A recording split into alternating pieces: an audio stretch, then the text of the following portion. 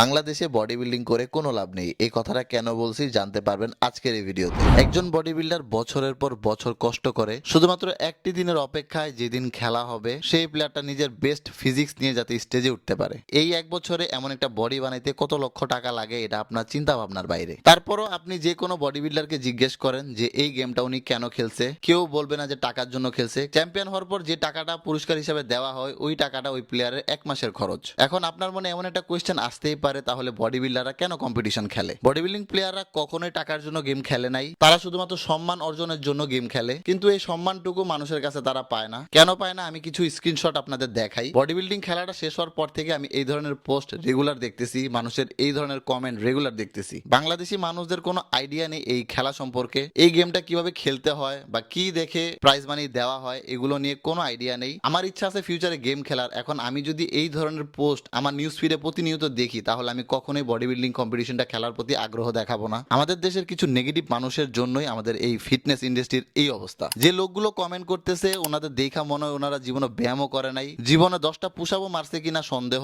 আছে। আর এই ধরনের মানুষগুলোই আমাদের বড় বড় প্লেয়ারদের সম্পর্কে এমন এমন কথা বলতেছে। আমি যদি ভুল কিছু বলে থাকি সবাই আমাকে ক্ষমা করে দিবেন। এই পোস্টগুলো দেখে নিজেকে আর কন্ট্রোল করতে পারি নাই, তাই আমি এই কথাগুলো বলছি। আমার কথাগুলো যদি আপনাদের ভালো লেগে থাকে ভিডিওটা অবশ্যই সবাই শেয়ার করে দিবেন।